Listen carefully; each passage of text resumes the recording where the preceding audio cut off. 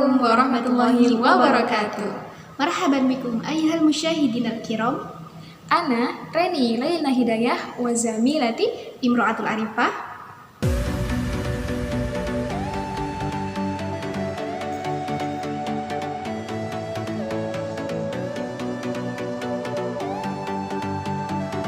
Tapi di sini antara bahasa dan sastra Arab ini ada sesuatu yang melekat, yaitu budaya. Jadi kita juga mempelajari budaya Arab. menjadi tenaga pendidik yang profesional, tentunya khususnya pada bidang bahasa Arab.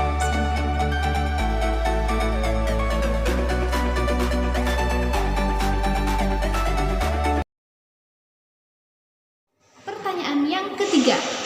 Jadi apa saja peminatan yang ada di pendidikan bahasa Arab dan jurusan bahasa dan sastra Arab? Iya, jadi teman-teman nanti ketika sudah masuk dalam jurusan pendidikan bahasa Arab ataupun sastra Arab, mungkin di semester akhir akan ada peminatan, ya nggak sih? Iya. Nah, peminatan mungkin semester 5 atau semester 6, seperti itu. Nah, kalau dalam pendidikan bahasa Arab sendiri, peminatannya itu ada 4. Nah, yang pertama itu ada kita sebutnya sebagai BIPA atau Bahasa Indonesia untuk Penutur Asing. Nah, jadi di sini kita diajarkan untuk tidak hanya belajar kemudian mengajarkan kepada siswi Indonesia, tapi juga mengajarkan bagaimana cara mengajar bahasa Indonesia kepada orang asli Arab.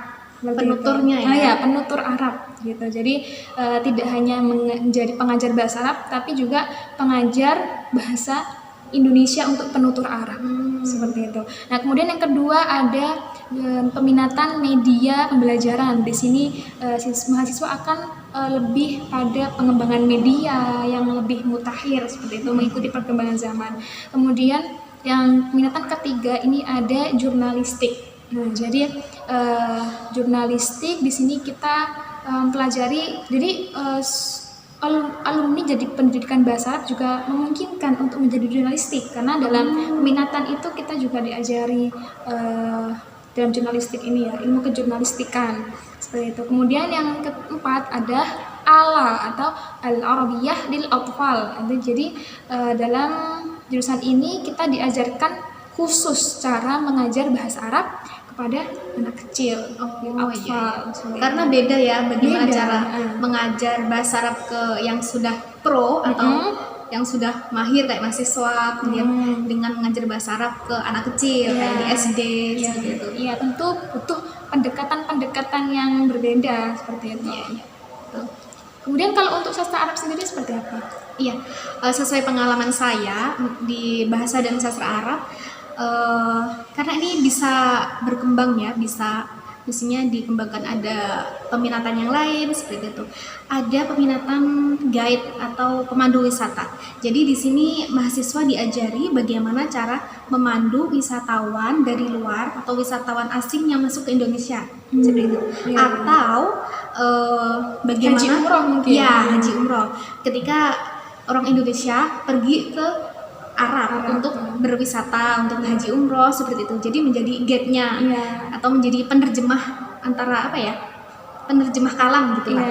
Itu yang pertama. Kemudian ada juga penerjemah yang kedua. Penerjemah di sini mahasiswa diajari bagaimana cara menerjemahkan teks Arab ke teks Indonesia dengan baik dan benar. Karena dalam penerjemahan sendiri itu ada beberapa metode, dan metode yang biasanya dipakai oleh pemula itu menerjemahkan kata per kata. Jadi di sini bahasanya nanti akan sulit dipahami. Nah, dalam takhasus atau peminatan penerjemahan ini diajari bagaimana cara menerjemahkan per kalimat, sehingga di situ per kalimat atau bahkan per paragraf ya. Jadi dari apa yang disampaikan atau makna dari teks itu bisa disampaikan menggunakan bahasa Indonesia yang baik dan benar, sehingga tentunya lebih mudah dipahami sehingga mudah dipahami. Kemudian ada lagi peminatan yang hampir menyerupai PBA, yaitu tadris. Jadi dalam peminatan ini diajarkan bagaimana menjadi tenaga pendidik yang yang profesional ya. Jadi diajari bagaimana menyusun kurikulum, kemudian membuat media pembelajaran dan lain sebagainya. tapi pastinya lebih mendalam di pendidikan bahasa Arab. Iya. Kemudian tadi juga ada kalau di pendidikan bahasa Arab itu ilmu penerjemah itu lebih kepada ilmu jurnalistik seperti itu. Jadi mahasiswa yang minatannya mungkin lebih kepada penerjemahan bisa masuk kepada peminatan jurnalistik seperti itu. Oke, kita lanjut kepada pertanyaan keempat. Apa pertanyaan keempat? Jadi lebih bagus mana atau lebih baik mana antara jurusan pendidikan bahasa Arab dan jurusan bahasa dan sastra Arab?